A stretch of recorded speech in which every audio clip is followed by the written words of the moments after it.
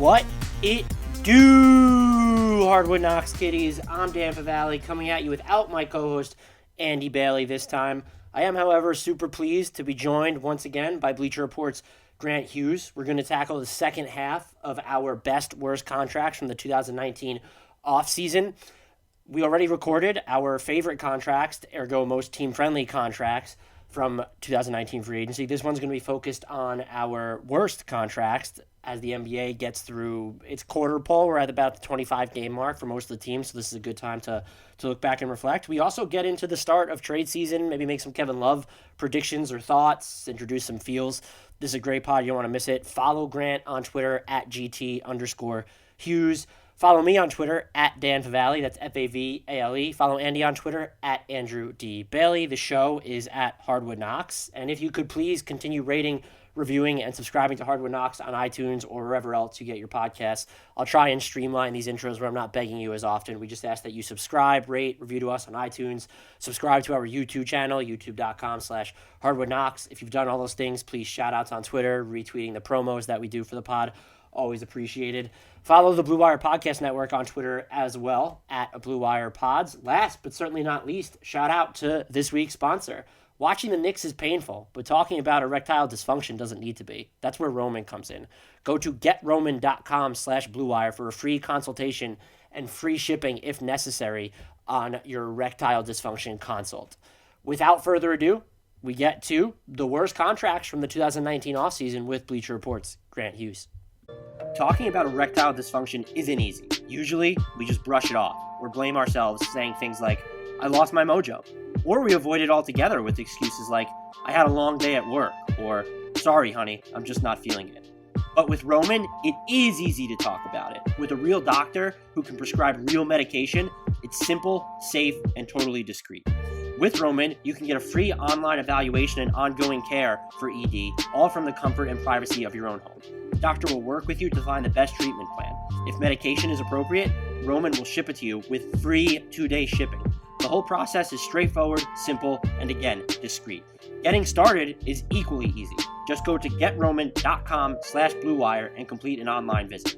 Erectile dysfunction used to be tough to tackle, but now there's Roman. Complete an online visit today to connect with a doctor and take care of it. Again, just go to getroman.com/bluewire to get a free online visit and free 2-day shipping. That's getroman.com/bluewire for a free visit to get started. getroman.com/bluewire. Welcome back, Grant. Good friend, colleague of mine now, Grant. How long have we been working together? Is it like a decade? So I always get this wrong because I'm so bad with dates and stuff. I think maybe you were here before me. You were at Bleacher Report before me. I think it was 2012 for me. So whatever that gets us. Like early 2011. So still a long time though. What a veteran you are, by the way. We're getting old though if we've worked together for that long. That's also I know. I'm happy to have you back to talk about the worst contracts, and I'm also happy that did not play hamstring injury. I appreciate you powering through that to come in podcast. Yeah, I don't know if we need to reprise our pre-recorded conversation about how old we're getting and how terrible it is, but anyone out there, that's getting up there, yeah, we're with you. We get it.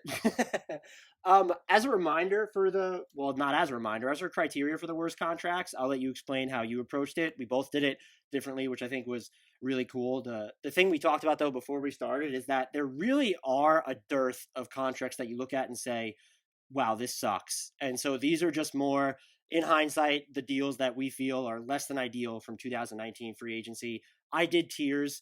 I once again went by team friendliness, as I'm sure you did, but we had different criteria. So that's where I approached this from. And then how did you approach it? Yeah, it's kind of similar to last time where I think, I'm just sort of a generally more disorganized thinker on stuff like this. So I kind of just went with it. I split it into, your high dollar deals, which, the loose cutoff is a 9-figure deal if we're counting options and all that stuff. And ones that are under 100 million total value. And just kind of, and yeah, like you said, there are some that I'm prepared to say this is an objectively bad deal. But in the majority of cases, my reaction is more along the lines of, well, this is concerning for these reasons. with the understanding that like we don't even need to say, oh, it's early because these were all signed just a few months ago. I think that's sort of priced into all of these evaluations of a lot can change going either direction for good or for ill.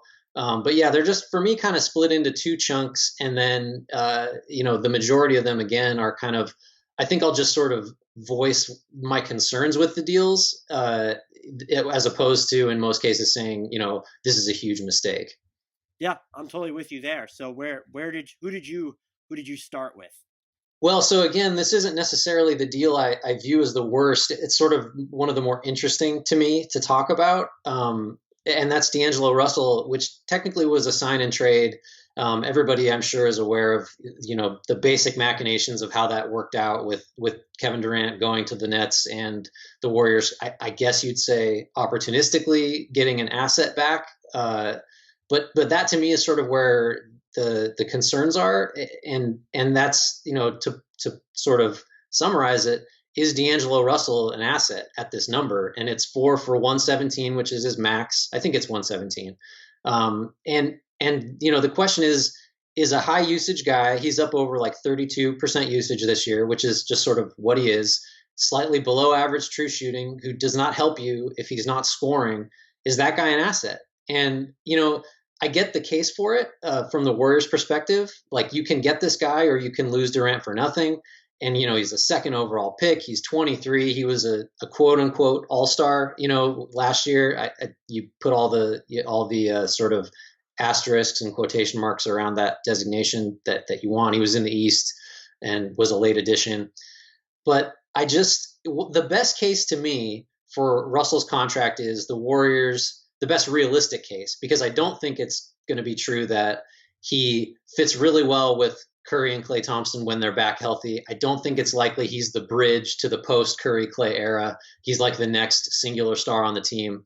That would obviously be the best case. But the best realistic case is you get to a point where you have to trade this guy and the whole league knows you don't want him and don't need him. So you're operating from a position of weakness in one of your best case scenarios. And so that's the thing that concerns me most is it's so nakedly clear that they made an asset play. He may not be an asset, and the whole league knows that he's going to be moved. And if he is, they don't have to offer necessarily fair value. So that's sort of my long explanation of why I'm worried about the Russell deal.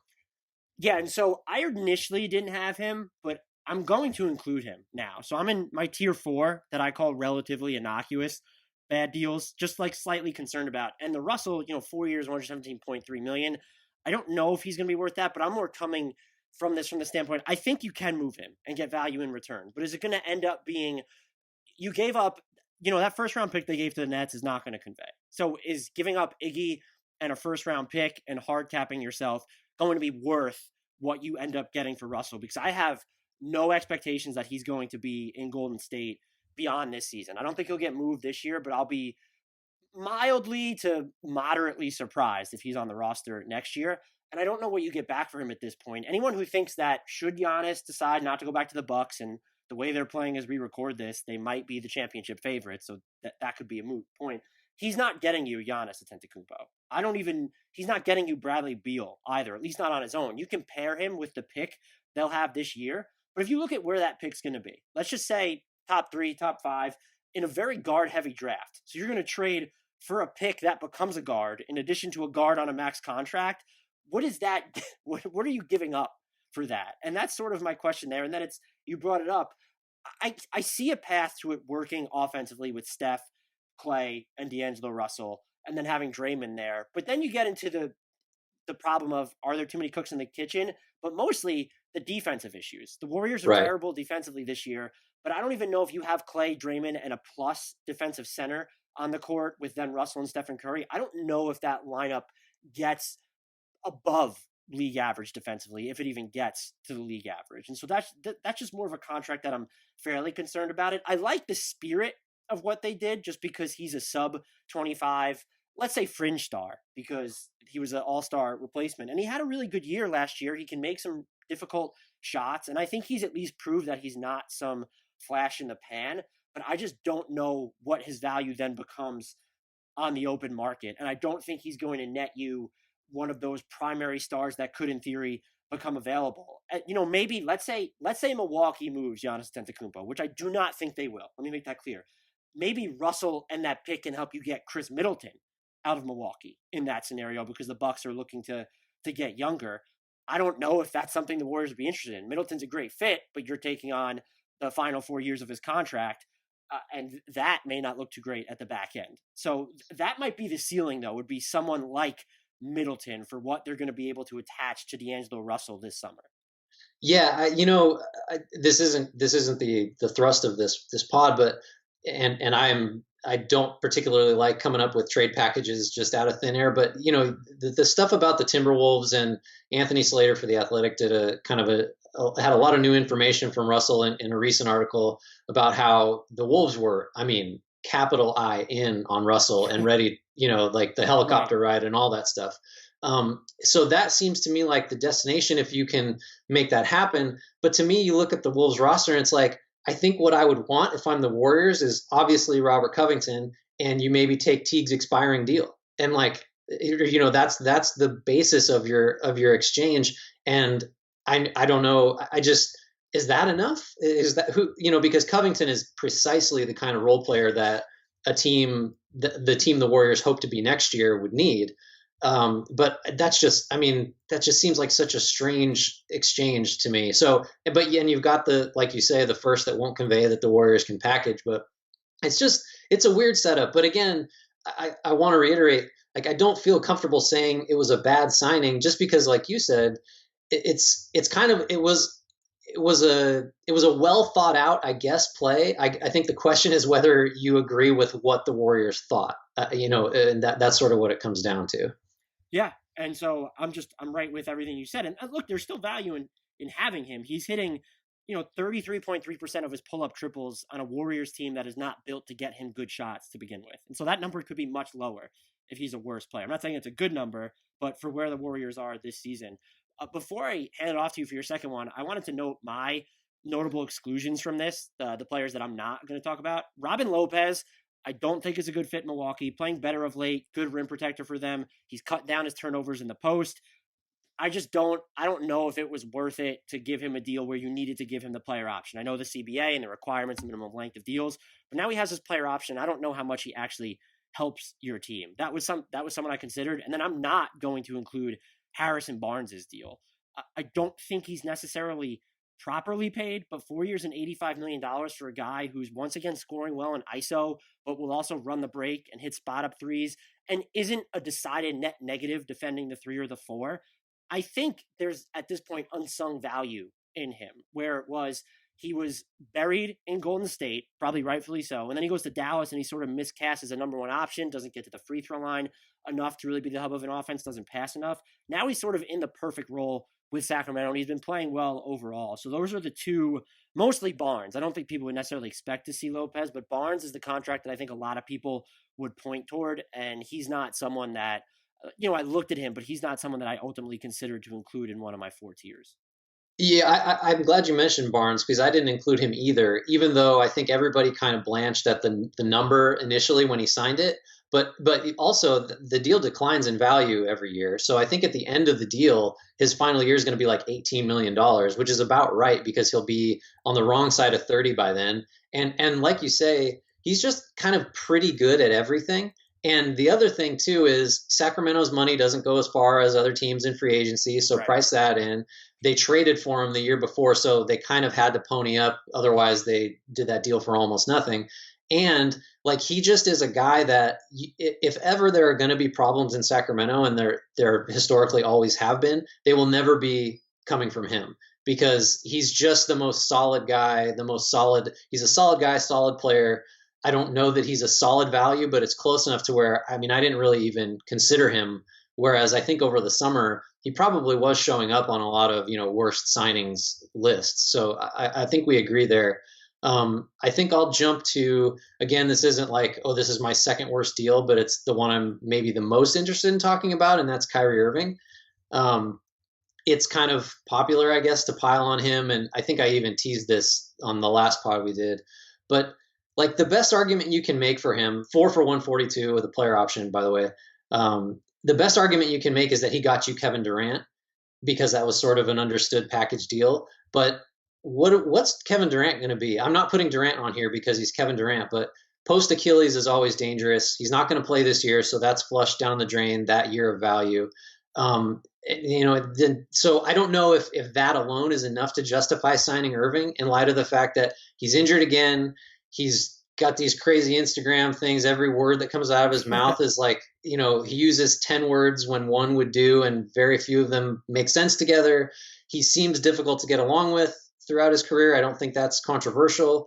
I just, and going back farther, the only thing we know for sure about Irving as a player is that he is capable of being the second best player on a championship team if the first best player is LeBron James. And I think that's true of like 50 guys in the league.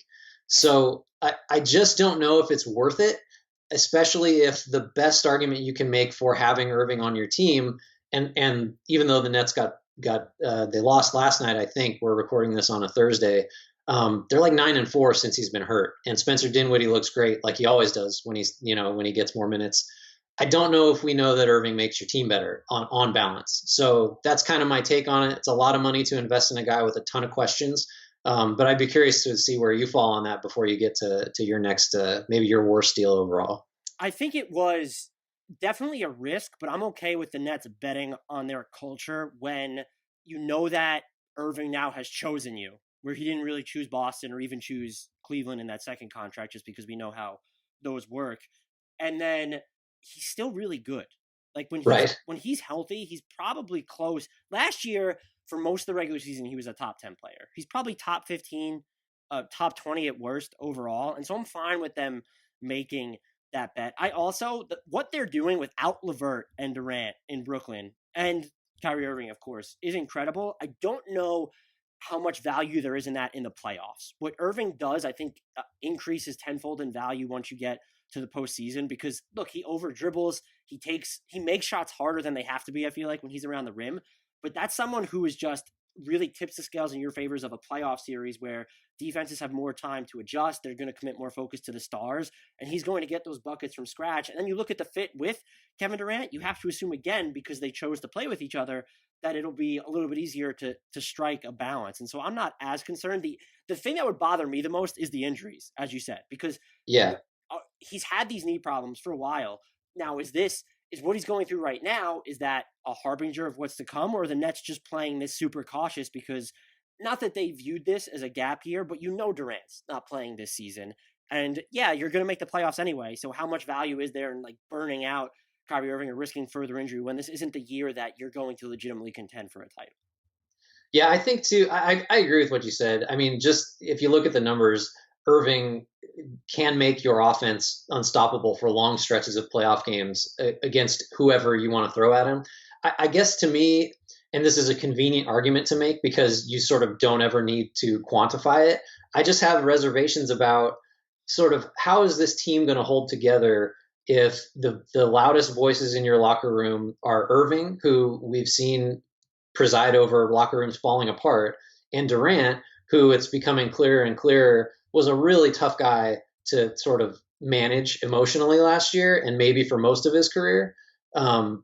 I just wonder if, and again, signing Irving was partly because you're going to get Durant. Maybe the Nets would have done it either way just to get the talent. But I have major concerns about just when this team is at full strength, what's the vibe going to be? I'm really concerned that it's not going to be great. Yeah, I think that's a fair concern.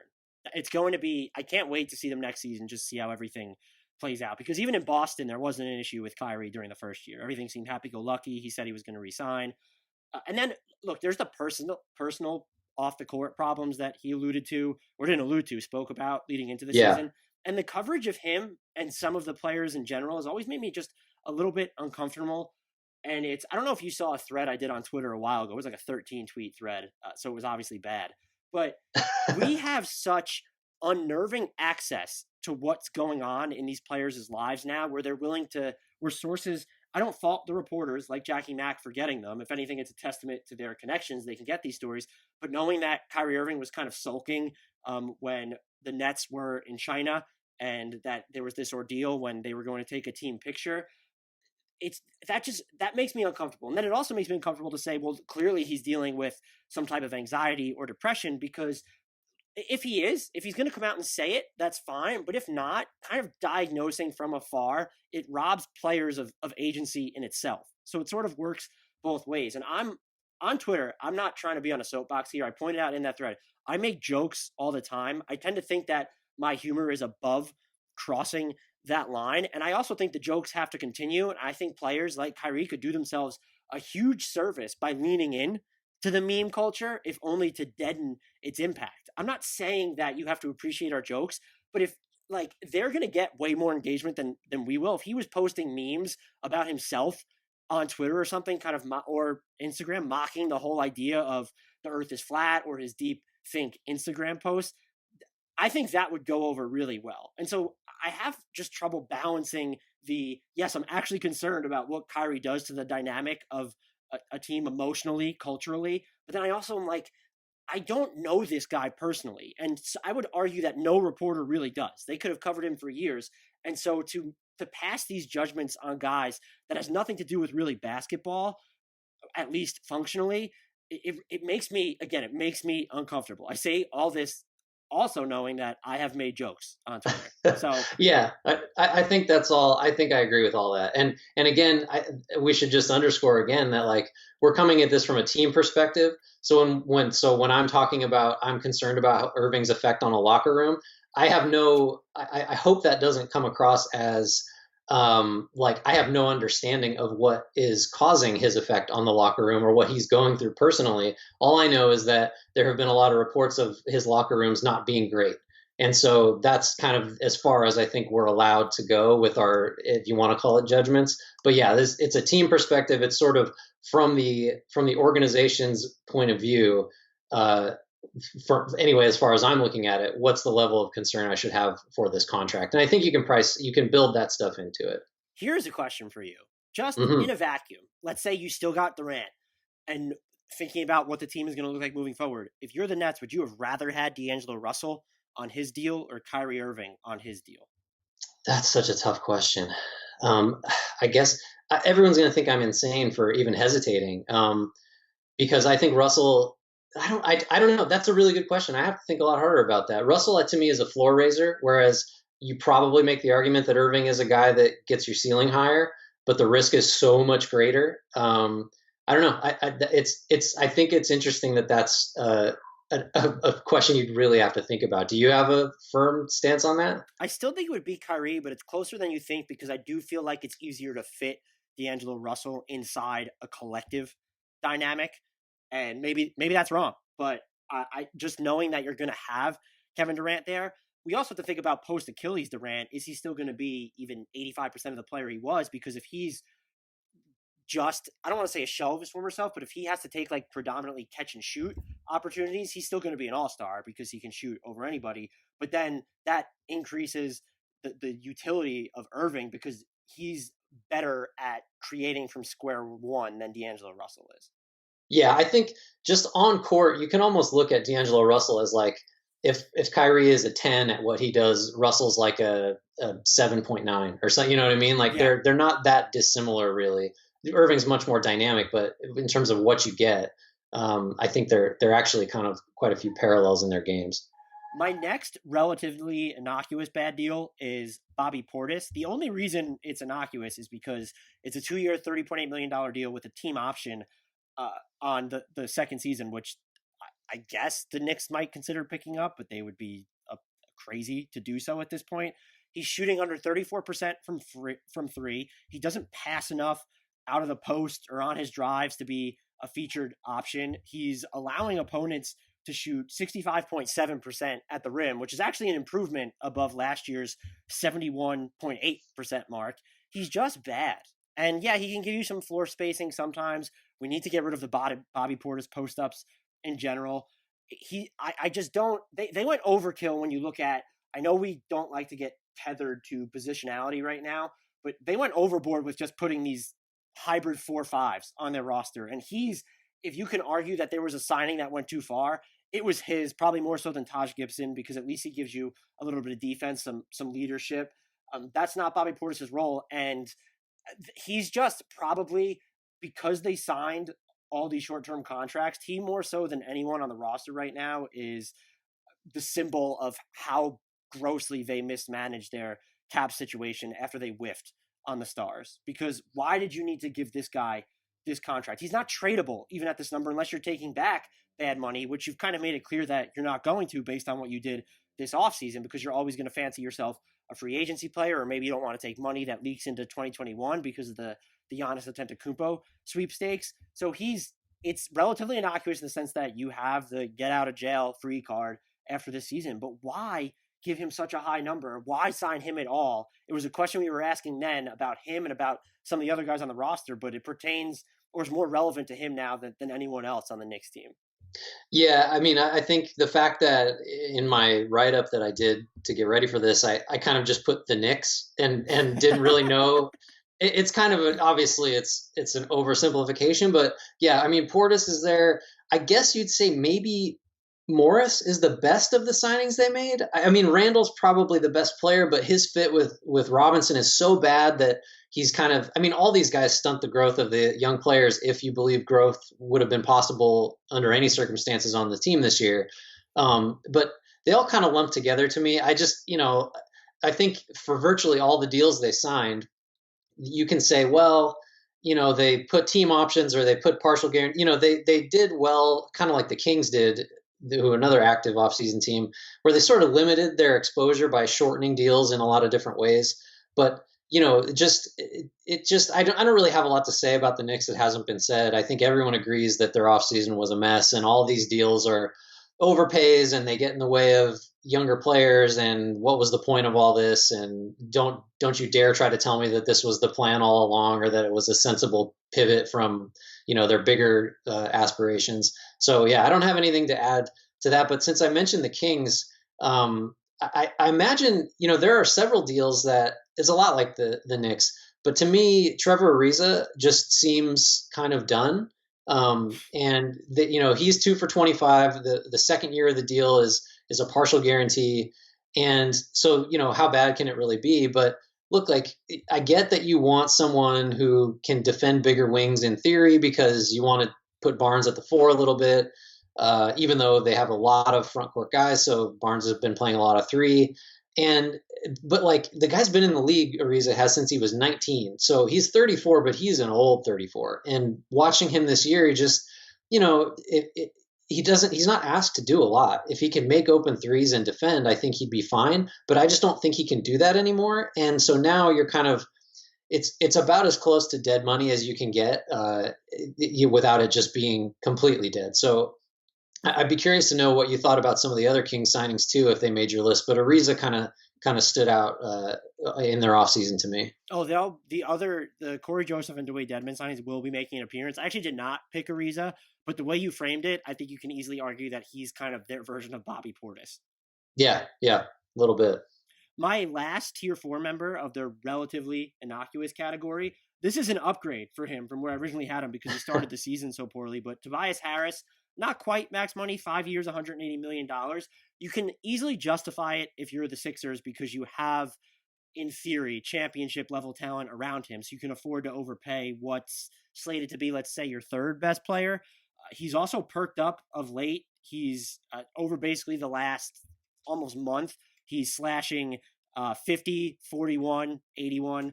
That's good. He's brought up his just crunch time efficiency. He is shooting 5 of 25 on pull-up triples. There was also one point this season where he went 5 games without making a 3. And so that's why this is a contract to keep on the concern level, because I don't know if it's as eminently movable as some of the other ones that are on the same scale, because not as many players got this 5-year deal. I think he might have actually been the only one, now that I'm thinking about it. I'm trying to think of who else signed a 5-year contract over the summer. I don't think anyone did. No, nothing comes to mind immediately. It's interesting that you brought up Harris, because I have him on here too, but the concern that you have with a deal like this for a player like Harris, or at least that I do, is I always ask, like, isn't there somebody who could do 75% of what Harris does for like a quarter of the money? And, then you go through the list and look at the guys that, he's basically a scorer. He's probably the worst defender in there. He's definitely the worst defender in their starting five, but it's a great defensive starting five, so that's okay. It's just the role that you need him to fill. I think you could get somewhere else, but like you said, you can't just mess around and go try to find that guy if you're seriously trying to win a title that year. So I sort of get it. The question that I have for you is can you say almost all of this about Chris Middleton? Now the differences are significant in that Okay, he's got a you've got 5-year to deal. That's a good point. yeah no, and it's I think 178, so it's a pretty good comp. I think Middleton might be the better player, and you've got the concerns about Giannis needs to see us paying guys, especially after we didn't pay Brogdon. But I wonder how you view Middleton versus Harris, because to me they're kind of similar in terms of money, stage of their career, value to the team.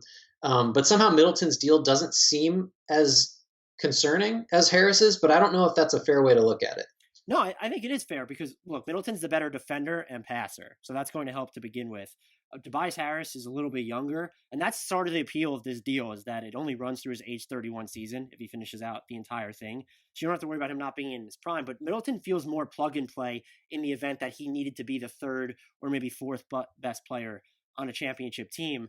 And I guess you could go reverse course, though. Is Middleton going to be the guy that can create from scratch for you in those crunch time situations? If, let's say, Giannis is locked down for some reason, that might also be why it seems better, because Giannis is so much harder to game plan for than any of the Sixers' best players. Joel Embiid can be dominant. Ben Simmons is good. They're just more schemable than Giannis Antetokounmpo is at this point, especially when he's averaging more than 5 3-point attempts per game. And so that probably helps Middleton's deal reflect better than it would for Tobias Harris. Yeah, it's interesting to think about if you just put a player more like Middleton, if you just put Middleton on the Sixers, like who like you said, has more ball skills, can pass the ball, can break his guy down a little more, and kind of make reads a little more effectively than Harris can. I think Middleton actually would be the better fit.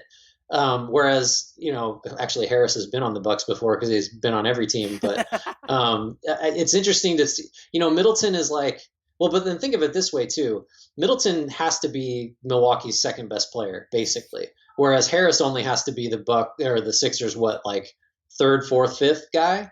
So, I mean, in terms of value, I guess Middleton is sort of carrying a heavier load for what you're paying him, but it's also not a great sign that Middleton is your second best player. It's just, I don't know, it's an interesting comparison to make. Yeah, and it's the other thing about Tobias Harris is you sign him with the expectation that he's going to give you that face-up crunch time weapon, and he hasn't done that. His usage rate is actually lower in crunch time slightly than his overall usage rate, and I believe it's fifth on the team last time I checked. Now there's a lot of just small sample noise in there. He has guys like Trey Burke and Mike Scott in front of him. Oh, it's fourth on the team. Now I bring it up. Joel Embiid is number one, which I guess is fine in a vacuum, but there's such a gap between Joel Embiid's usage in crunch time and Tobias Harris's, and you were kind of hoping that he wasn't going to replicate what Jimmy Butler could do, but that was your best bet at getting this perimeter face-up weapon in the clutch, and you've leaned on Joel Embiid to do more of that stuff than you have Tobias Harris. Right. Yeah. Do you have? Are we in your fourth tier? Or are we into your third yet? I'd like to hear you have next. That wrapped up my tier 4. I have tier 3, which is classified as fairly problematic. I have Al-Farouq Aminu. I like him. I hated him from the moment he signed his deal with the Orlando Magic. They were a team that had enough long defenders who are non-shooters. And he's probably been more of a shaky shooter. He knocked down 35.3% of his trays in the previous 4 seasons, but he devolved into unplayable last year during the playoffs for Portland. And he's another guy who's just really schemable in the postseason. And now you compound his issues with the torn meniscus in his right knee.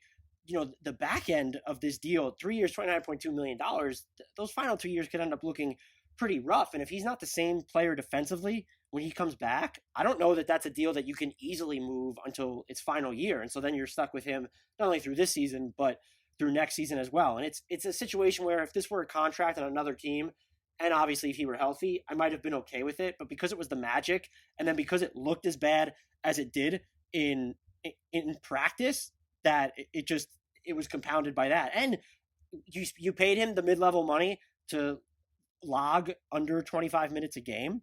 Like that doesn't make sense to me either. And so just everything, it's not the worst deal by any means, but just because of the liability he's become on offense, he's shooting 32% on 2-pointers this year. And now you throw in the injury, it's just a really, or excuse me, fairly problematic deal.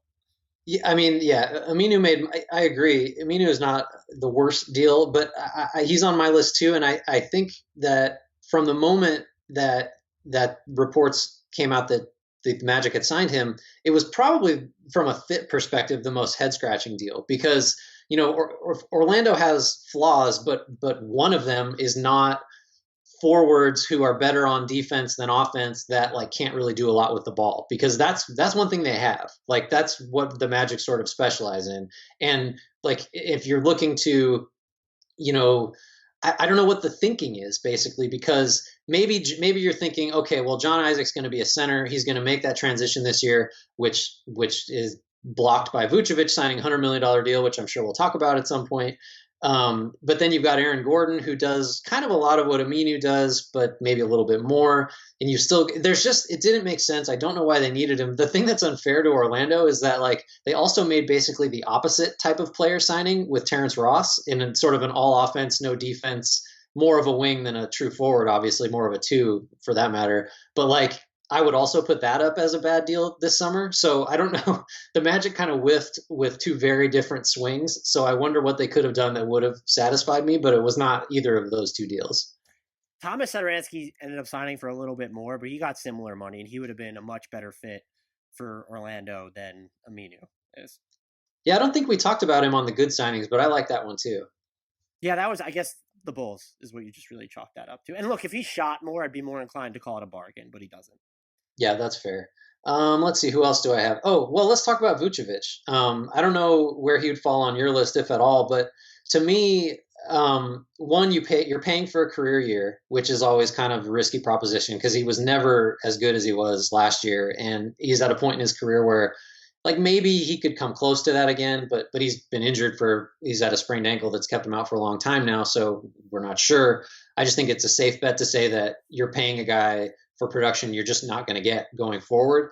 And like, I get that he's a very productive offensive center, and maybe that's worth something, but he is a center, and he does sort of the questions about him are still on defense, even though they've kind of dissipated a little bit as his career's gone on, and the Magic do have had a good defense with him in there. I just look at it like, well, Jonas Valanciunas got $45 million over 3 years, and those two guys per 36 numbers are awfully similar. Aside from Vucevic is a better passer, he's got higher volume on his 3-point shooting. But just you're paying a center who's really still mostly a one-way guy for a career year, and that career got you 42 wins. I have a problem with it, especially since too John Isaac's going to be a player.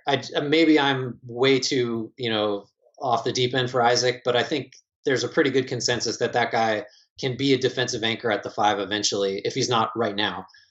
You still drafted Mo Bamba, and I don't know that you should make organizational decisions around the development of a guy who may not develop, but that's also a consideration. I have a hard time with the Magic spending like this at a position that's been devalued for a ceiling that just doesn't seem very high. Yeah, I didn't include him in mine, but I get the logic. And I know there's a human element to this where you can't just lowball anybody, but who is giving him $100 million? Right. And so I feel like Orlando underplayed its leverage there. And I'm always leery about, he seems like I don't want to call him the DeMar DeRozan of centers because he's a more well-rounded player than DeRozan is, but he's a floor raiser is really what he is. And to pay $100 million for that is kind of risky. So I totally understand the inclusion. I think it helps that you could see him return to an all-star level if they got better floor balance around him. But to invest that much money in him when you kind of looked at his numbers last year and had to know he was primed for regression, that was a little bit puzzling. And then as you pointed out, they have, I would argue, 4 other guys. They're not better at playing center, but they can play center, where I would love to see Isaac small ball 5. Ditto for Gordon. And then you have Bamba and Kem Birch, who's pretty good. Doesn't really do much for you on offense, but he can defend rather well. So it was just to invest that much money, even though he's your best player. It just could the deal have been shorter or something? Like, Right. It's one of those things where I'm glad you mentioned the human element. Like, I think it's true that had Orlando taken a harder line, I just don't know where a comparable deal was coming from on the market. I don't think there would have been one. But then you risk pissing off the guy that was your best player a year ago, could potentially be your best player going forward, though I still think that's going to be Isaac. And then, maybe you just lose him for nothing. Obviously, since I'm saying it was a bad deal, that's not that unpalatable of an alternative to me. But the optics would have been bad, and maybe the Magic really did believe that there was another step to take with Vucevic as a centerpiece. I don't know if I agree with that, but the human side is a factor where they kind of had to do right by him, and maybe that sends a message to the rest of the league that we pay our guys in Orlando. But I'm always kind of skeptical of how much that sort of thing really matters in the long run. yeah, the only team that springs to mind, because the only center that really got paid is Kristaps Porzingis, or let's just say like big man who got paid was Yeah. Kristaps Porzingis. I guess Atlanta could have been a threat, but they kind of took themselves out of the buy now running before free agency even started. Yeah, it didn't seem like that type of player was on their radar. Yeah, so I honestly don't know what Orlando was thinking there or why it came to terms pretty quickly. So good for Vooch getting his money.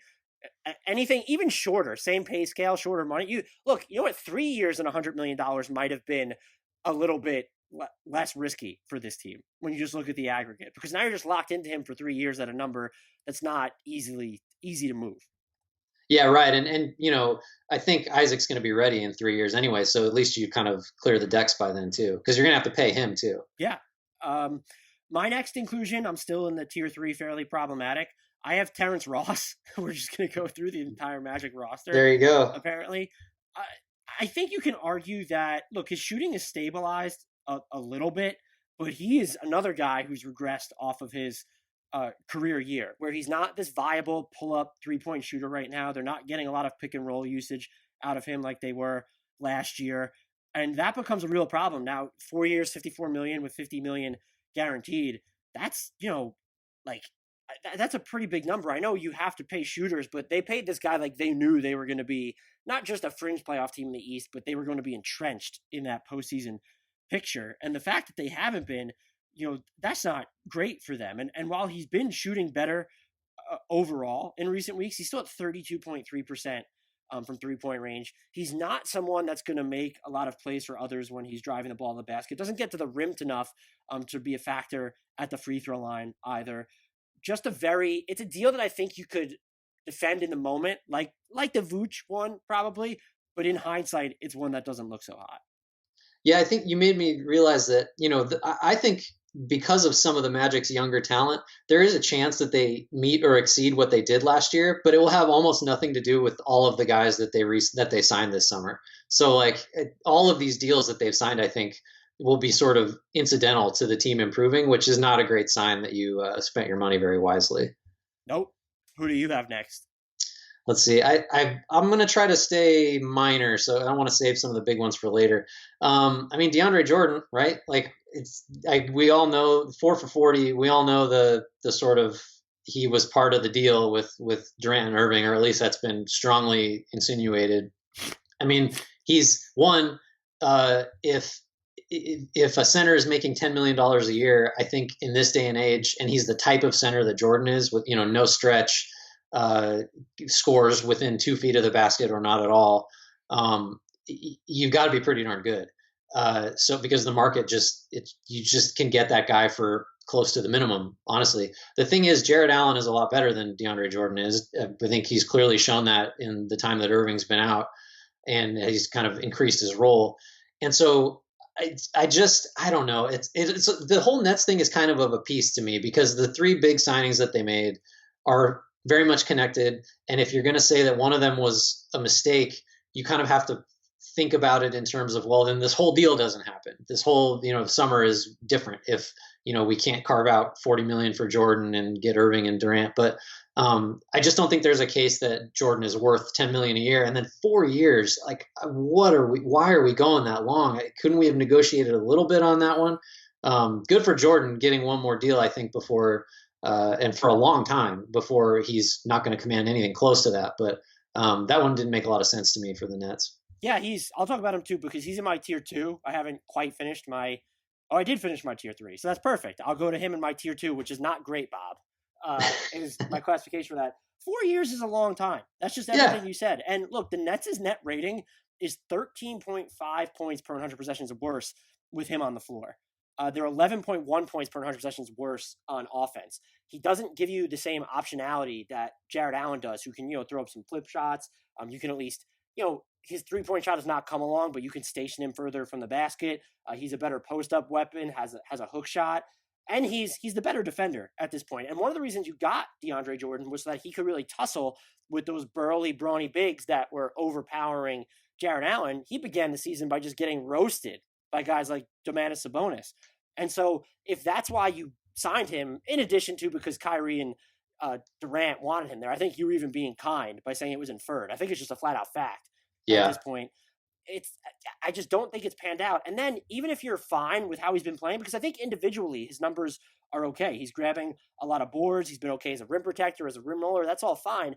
But if the team is worse with him on the floor, that's an issue. And then also just the length. 4 years is a really, really, really long time. And Jared Allen is extension eligible after this season. So you're going to run into a point where not next year, but for the final 2 years of Jordan's deal, you're theoretically going to be paying both Allen and Jordan. And depending on what Allen commands, because the big man market is so wonky, is it a stretch to say you're going to be paying him and Jordan a combined $30 million at one point over those final 2 seasons, where it would say like he's going to get between 15 and 20 million in an extension or in restricted free agency?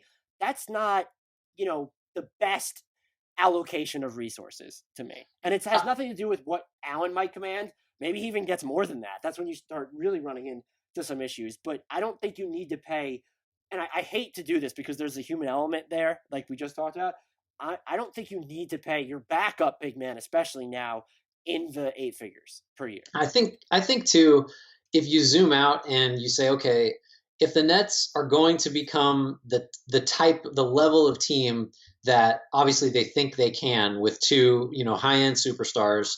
Again, this is from their perspective. I've already made my kind of feelings on Irving and to some extent Durant known. But if you're going to get to that level, and again, having Dinwiddie on a good deal and having Karis LeVert on a good deal, I think mitigates this. But you just can't have a situation where you're overpaying a significant amount for a position that's not really helping you. You really need the opposite to be a title contender. Like you look back at some of the Warriors teams, the real crux of how they came to be was Steph Curry was making like a fraction of what he was worth. And right. Klay Thompson took less and Draymond Green took less. And they had guys that were contributing like Sean Livingston that weren't making much and David West on the minimum and all this. You need that kind of stuff. If you're overpaying, even by, maybe not a ton, $40 million, 10 a year is not crazy. But if you're going to be a title threat, it's really hard to do it. It makes it harder, I should say, to do it if you've got this kind of deal on the books. So like the impact can actually be much worse than just quote unquote $10 million a year. Yeah, I'm totally with you. Did you have another name to throw out there? Or are you running out of names and I should pivot to my next one? Well, we already talked Kings. I have Dwayne Dedmon on there. It made a lot of sense at the time, and it's another one with a partial guarantee on the 3rd year. I just think now looking at it in hindsight, and we talked about Richaun Holmes on the last podcast that sort of more than offsets paying Dedmon a little too much. 3 for 41 are the numbers. But like looking back at it a little bit, Dedmon's value really is in the idea that he could be a floor stretcher at the 5. And we really only had 2 years of kind of low to moderate volume to verify that because he wasn't a 3-point shooter until really 2 seasons ago to the extent that you'd sort of base your signing of him on. And so the fact that he isn't hitting threes and is just not playing hardly at all anymore, at least in any kind of significant role, maybe that should have been a little more foreseeable than maybe we all thought. Because I think just about everybody was like, oh, Dedmon makes sense. He's the kind of guy that could really help the Kings. But looking at it now, maybe we should have been a little more critical of that in July. Yeah, I have him on mine, so I'm going to actually save him. My take's there, but I agree with everything you said. My next inclusion in my tier 2 of the worst contracts, not great, Bob, for anyone who already forgot. This is an upgrade for this player. You talked about him and how pleasantly surprised you were about his contract. Terry Rozier, yeah, $56.7 million. It's still not a good contract, but he is helping the Hornets on offense, and he's playing pretty hard on defense. He's shooting 49% on catch and shoot threes, can't hit a pull up jumper to save his life. I think he was always kind of a little overrated in that aspect, the extent to which he might be able to create for himself. The Hornets are averaging almost 114 points per 100 possessions when he shares the floor with Devontae Graham. Their net rating is minus 3.1 in those minutes because their defensive rating is a 117.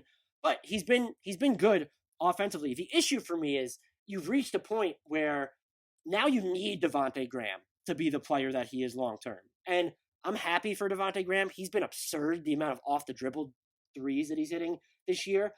But, he could be primed for regression down the road. And if he is, you don't have that player in Terry Rozier who can help offset that, is what I think we're seeing. And so the flawed logic of getting him in the first place is still kind of at play, even though he's playing fairly well and you have Devontae Graham to lean on. Maybe the deal continually looks a little bit better because Graham never comes back down to earth and he makes an all-star appearance.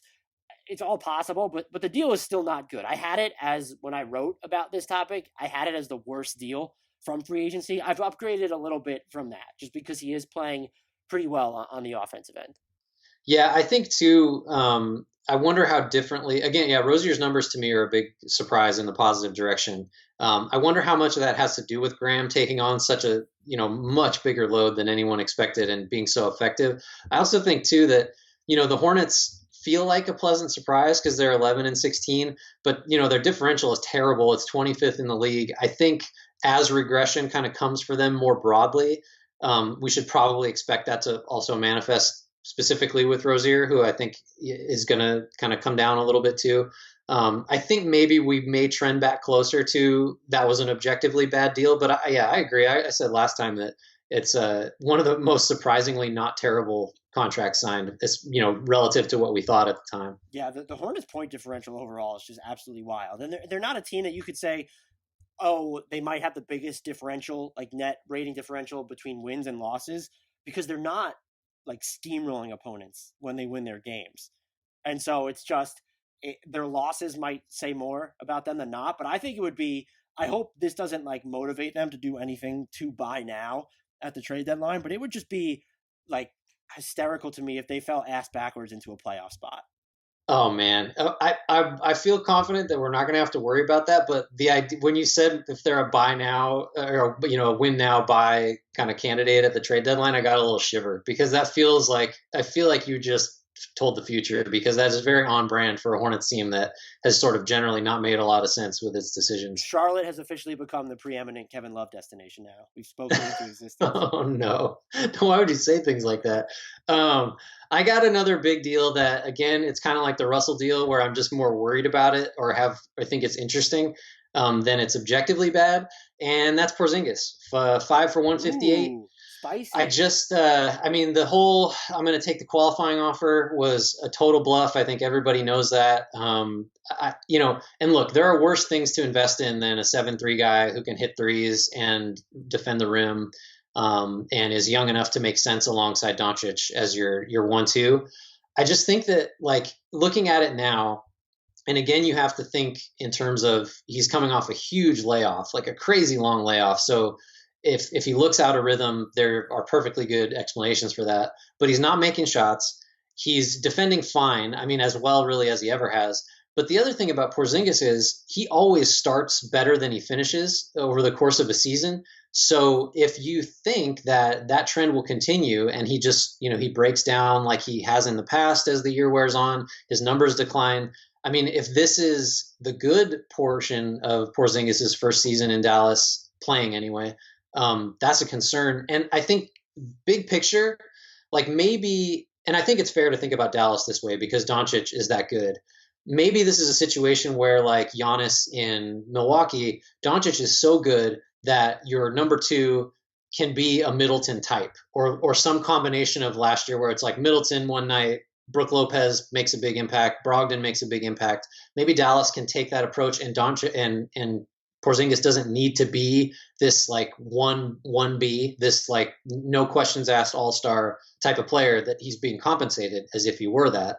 Maybe you get away with that because Doncic is that good. But I think if you're looking at the sort of life of this contract with all the concerns you have over health and Porzingis's kind of lack of productivity to this point, I have a lot more concerns about it now than I did when he signed it, because seeing him play, and again, maybe this is unfair because of the knee, but seeing him play, I'm just not seeing the guy that when Doncic sits, everything's cool, guys, I got it. Or I'm going to finish us some games, or I'm going to, just take over. I haven't seen that yet, and I'm a little worried that we just may not get it. I think all those concerns are fair. I'm inclined to maybe give him the benefit of the doubt because of the ACL injury. That being said, it's almost half of the passes that he's catching this year are coming from Doncic. He is shooting off those passes when he does take a field goal attempt 35.8% on twos and 27.5% on threes. Imagine shooting that poorly off of a Doncic pass. Maybe he's just too awed by how great all these passes are. That I think that's. He I love never played also with anyone who passed to New York, so maybe it's like he's just shocked that he has the ball. I love when you support my unsupported contentions with numbers, because that really, yeah, like it. Look, that's the other thing is, I mean, Doncic is just spoon feeding guys. The skip passes he makes to the corners, and granted Porzingis isn't there that often, but the space that Doncic creates with drives, the way he just ties defenses in knots, like Porzingis is gonna get and has gotten some quality looks and just has not made them. So let's hope that's a rhythm thing. Let's hope that's a rust thing.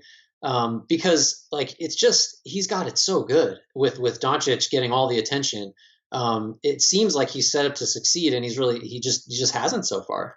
It's funny though. Still, the Mavericks are winning the minutes he plays without Doncic because their bench has just been generally absurd. Yeah, well, that's just a Mavs thing, right? I mean, the Mavs have a million guys that if they're your sixth or seventh best player, you're in great shape. They have so many of those guys that you just when they empty the bench, it's like, man, Jalen Brunson can do a few things, and I like DeLon Wright, and JJ Barea plays again now. It's like all these guys come in and they can even Justin Jackson, who I thought was not an NBA player, is making huge contributions. So I agree that like there are and look, Dallas by some accounts is the third best team in the league right now if you're looking at differential. But I don't know. Again, more concerned, I guess, than ready to say that it was a terrible signing. Another concern with him, and this is probably more of a societal concern, as I just dropped something that's in my hand. I have concerns about you, your motor skills. The rape allegations from him just like faded into nothingness, and this happens too often. There was the initial report, and then there was the follow-up by ESPN that says, the woman who accused him of raping her tried to extract money from the Knicks to mediate in private. Direct quote from that piece. I think it was a $68,000 payment. I think there's one, I don't understand why people find hard the concept to grasp that you should believe women and that you can do that and take these allegations seriously without necessarily presuming guilt.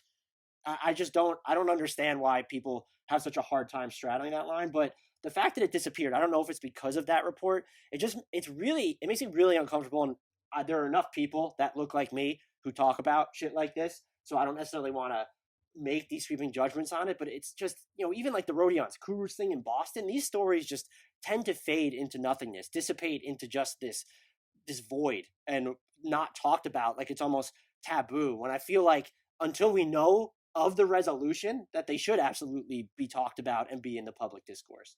Well, and I mean, just to put the team perspective on it too, it's not a great look for a Mavericks organization that was found to have had a really toxic environment towards women, really from the C-suite on down, top down kind of toxicity. So, yeah, I don't know. I don't know how you factor that into the deal, but certainly like it's not a positive. I guess I feel comfortable it's just something saying. Like that, because there's been no further reporting, so I'm not presuming his guilt here. But to invest that much money when there's something like this going on, and obviously they have more information than we do, I just don't even think that was talked about or referenced enough when he initially signed the deal. It's just like this news, I think, initially dropped end of March, early April, and then the second week of April is like the last time we heard, if that, anything like substantial about it.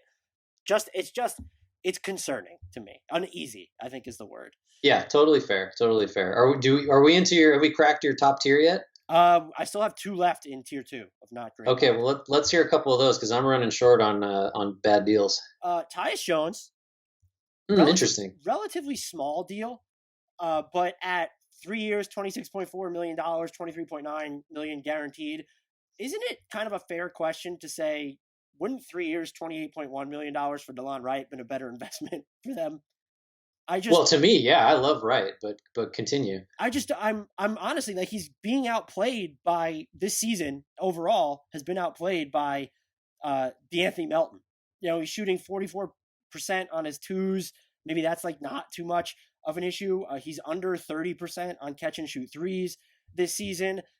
The last time I checked, he had a higher turnover rate than usage rate, I think. And so I'm going to confirm whether that's true right now. All right, that's evened out. 15.6% turnover rate to 16.6% usage. Yeah, but look at his turnover. career too. Sorry, I'm going to cut you off, but like, and this isn't new. If you look at his past years as a rookie, 16 turnover, 16.1 usage. Second year, 16 turnover, 13.6 usage. Also higher in his. I mean, this is who Last he year was is. the outlier. Right. His one, it's basically 1-to-1 for his career. 13.1 turnover rate to 14.1 usage. And I just don't, for someone who's not going to get to the foul line a ton, who's really not going to get to the rim a bunch, it was just a very odd investment. And I guess we're kind of banking on his defensive bulldoggedness, which is kind of fine, but you could have gotten that from DeLon Wright, who's not posting a 43.8 true shooting percentage. So that's where I'm at. It seems like he's perked up in smaller minutes since I initially had him in this tier, but I haven't moved him. I'm just, when you look at how similar the money was to DeLon Wright, did they just not have the chance to keep him? Did they not like his fit alongside John Morant? The money that they guaranteed him, to me, I don't know. He's your backup point guard, or if he's going to be your third point guard, or just your fourth guard in general, however you want to spin this, fifth guard in general. I'd want to know who would take on Tyus Jones's contract right now. It feels like it has the potential to become that like Cristiano Felicio level deal, where it's, oh, no one wants to touch that, even though it's kind of a small salary. It's interesting too. I think I feel like I've overlooked this deal too because you're selling it really well as a bad deal.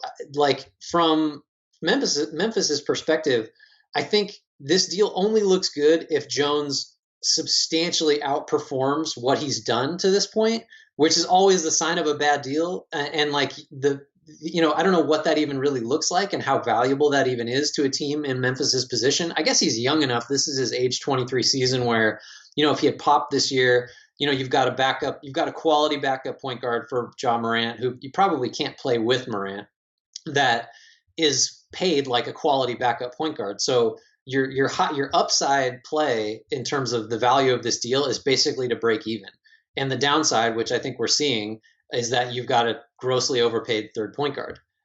So yeah, I think definitely from like the team composition standpoint, there was just very little chance this was going to be good from the moment that they signed it. And you can still kind of, you have leeway if you're the Grizzlies, because John Morant's on his rookie scale deal, as expensive as those can become, but like you only have so much leeway there. And so it was just, I wasn't crazy about the deal to begin with. I definitely didn't think it would end up looking this bad.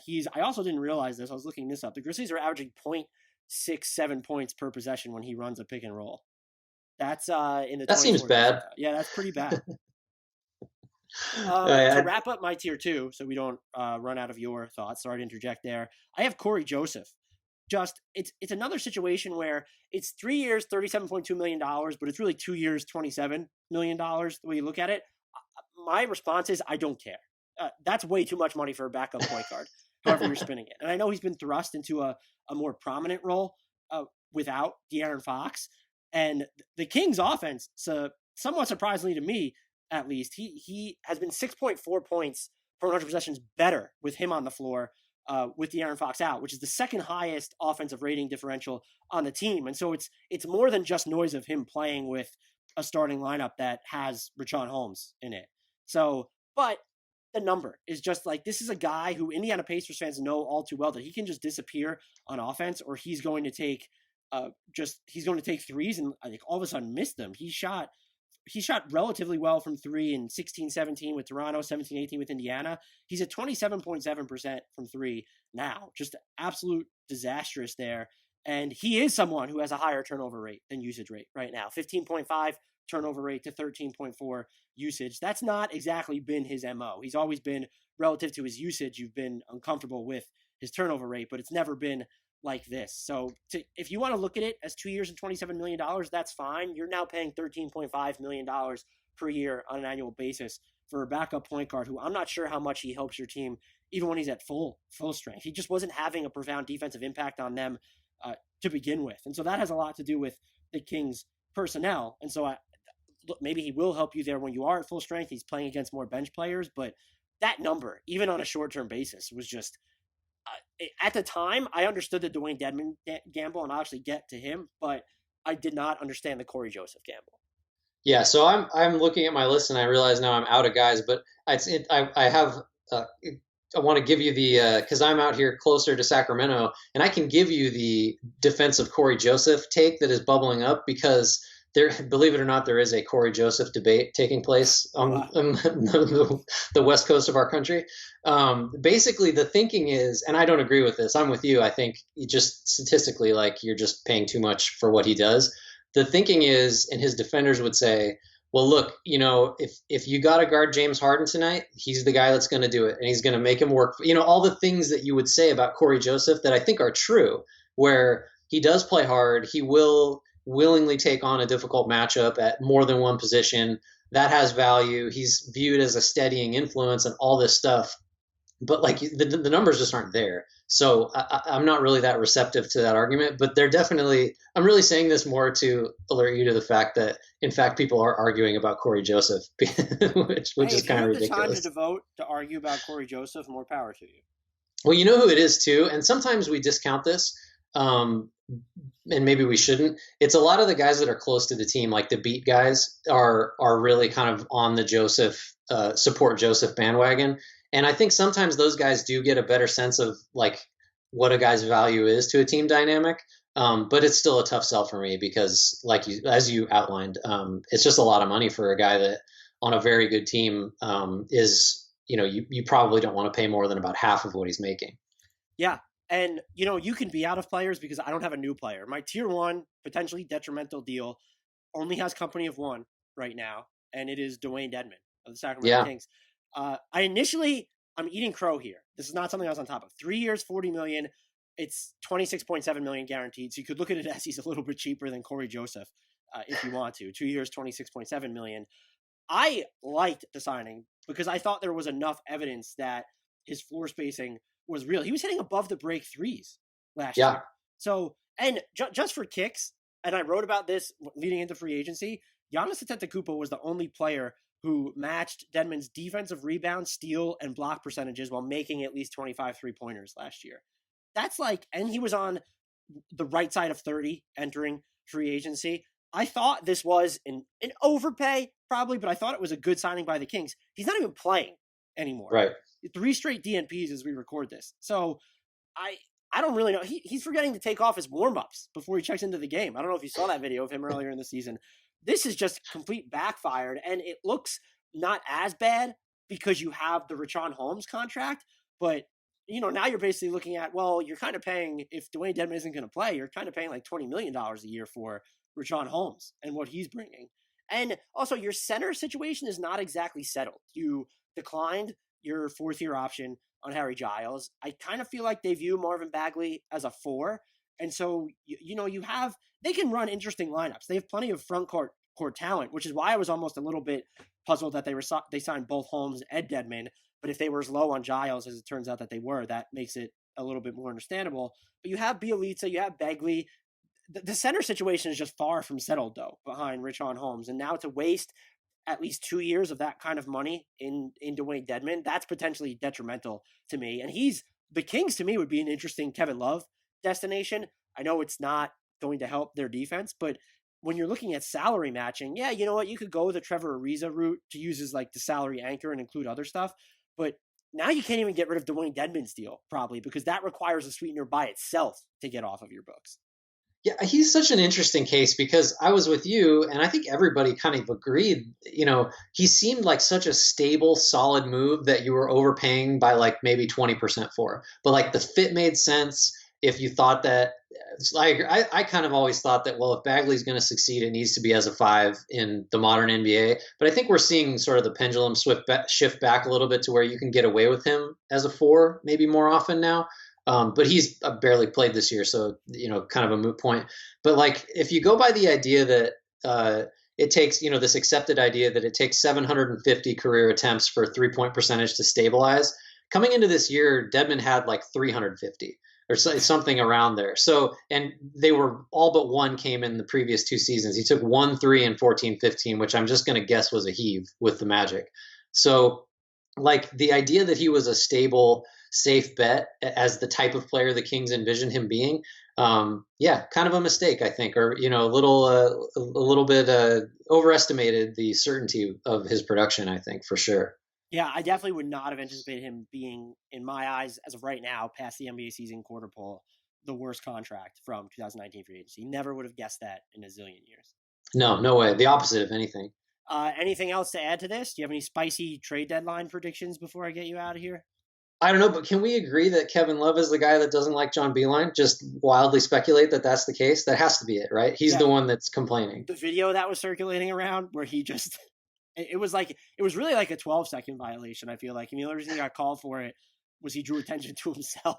So, what about Also, Tristan Thompson though, basically coming out and saying like he would like fight whoever it was that said it? That's even better to me. I love that. so that's either that's true or Tristan Thompson is an incredible cover-up artist and Ooh, he's secretly the one that is trying to get Beeline out of there. I don't think that's true, but if it was, I would have a lot of respect for him. yeah, that's actually, I didn't think of it that way. That's fantastic. It was Tristan Thompson who was part of the leaks, but then he like goes on the defensive or the offensive. Excuse me. That's great. That's what you do now. You accuse someone else of what you're actually doing. That's how America works, Dan.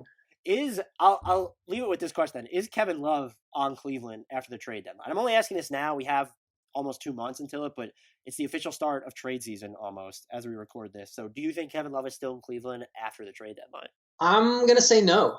That's a lot of money to move, and it's a tough player to move. But I think if Cleveland is serious about like a long-term strategy, which they got to be hiring a college coach, for developmental purposes, I think it's just they're gonna have to take 50 cents on the dollar, but I think they probably do move him. I just don't know where he goes. I know Portland's been the reflexive answer, but defense is their problem, even if they get Zach Collins back. And who knows what Nurkic is going to look like when he comes back. Maybe you view this as a move for next year if you get him. But they're I, also so, after the Rodney Hood injury, which he tore his Achilles after we named him one of the best contracts from right. 2019 free agency, you're so wing depleted now. And so you can't, now it's almost you have to trade Whiteside in that Kevin Love deal. You could have built some stuff around Bazemore, but you almost can't. Bazemore hasn't been good, but you almost can't afford to lose him because you're so light on wings. And if they're going to make a trade aimed at doing something this season, it needs to be with someone who would defend wings. And so if I were Portland, I'd be more inclined to go all in on an Aaron Gordon trade, even though he's not a wing, he could defend them, than I would a Kevin Love trade. Could I talk you into Phoenix with Tyler Johnson's salary and so, as the kind of the ballast, and you throw in some other stuff and a pick or two maybe, or I don't know if it'd take a pick or two, but I could see the Suns want to make the playoffs. I don't think they can count on Aaron Baines making every three he takes going forward. I could just see the Suns kind of. You can't ever rule out the Suns making a bad short-term decision, even with new management and stuff. So I could see that being the type of team that would think that Love is the guy that, hey, he's going to crack our playoff drought. He could fit here with Booker, and Rubio can set him up, and played with Rubio before. I could see that as like these are all long shots, obviously, but that one kind of makes some sense to me. Yeah, I could see it. It's just with Dario Saric playing better, Cam Johnson's been, I don't know if you call him a surprise, but he's been pretty good for them. And Kelly Oubre Jr. has been so good. Mikal Bridges is perking up, and you have those guys. All those guys can play some four. And then, if you put Kevin Love at the four with DeAndre Ayton, how many points are you giving up? Oh, a lot, a whole lot. But Love Baines though is interesting. But then you run into the issue. So you have Kevin Love, Dario Saric, unless you move him as part of that deal, is going to be a restricted free agent. Aaron Baines is going to be a free agent. This team gets like super expensive really quick if you want to bring the core back. And if you lose Baines, that probably compromises your defense unless Ayton really makes a defensive leap when he returns from his suspension. Yeah, the only thing I'd say is that now is the time to trade Baines because he's playing so far over his head, and just like he's only 5.4 million this year, so it's not like his expiring deal is like a huge relief to Cleveland in theory in this deal. But like I mean, Baines is just, he's not going to shoot like this going forward. And I understand he improves your defense and, he toughens up a team that, Ayton isn't the toughest guy underneath, but like long term, I don't think Baines is, if you're the Suns, I don't think you want to pay Baines his next contract because you're going to be heavily invested in Ayton as your 5 going forward. And you're going to have to pay for like a Vucevic situation to a much less, less significant degree of you're paying Baines for a career year in theory. When he's not at an age where you can count on continued growth. We talked a lot about the Suns and Cavaliers trading basketball players, which is not what I expected in this podcast. Yeah, shout out to us. Little Suns and Cavs talk for you. Grant, thank you as always for hopping on. It's amazing that we went longer on the worst contracts than the best ones. I guess those just require more justifications whenever you're going a little bit negative on a player, though. Negativity sells. Yeah, that's true too. We're trying to get clicks on our podcast. The only reason we did that, clearly. If you guys are not following Grant on Twitter, low volume, high efficiency tweeter, Grant Hughes. You can follow him on Twitter at GT_Hughes. He writes for Bleacher Report, is great. So read his stuff over there. Thank you so much for coming on as per usual. And I'm sure I'll be pestering you again in the near future. My pleasure. Anytime.